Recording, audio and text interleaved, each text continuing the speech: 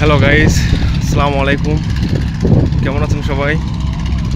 আমরা আজ এসেছি বক্তবলী ফেরিঘাটে।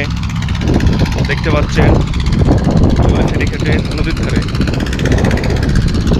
এখানে একটা জেনারেটর দেখতে পাচ্ছেন।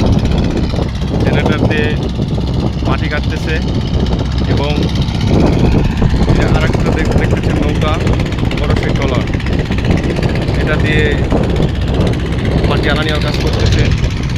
এবং পাশে দেখছেন আরও বড় নদীর জাহাজ ট্রলার এখানে বেঁধে রেখেছে,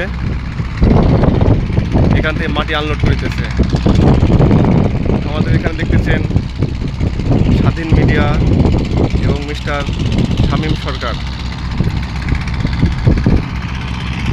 এবং পানির প্রচুর বাতাস। এখানে আরও দেখতেছেন মাটির স্তর, সেই জাহাজ থেকে মাটি কেটে, ট্রলার থেকে মাটি কেটে এখানে রেখেছে। এখান থেকে মাটি নিয়েই ইট বানানোর কার্যক্রম শুরু করবে। দেখতে পাচ্ছেন ইটের চুল্লি, ইট বানানো, ইট ভাটার চুল্লি।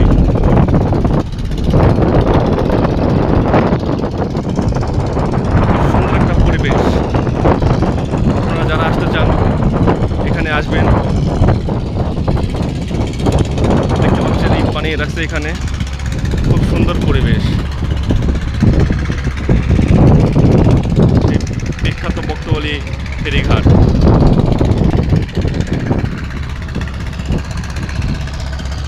অসাধারণ জায়গা। এখানে আরো দেখাচ্ছি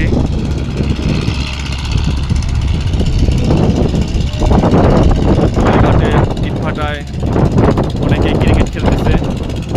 সুন্দর একটি জায়গা,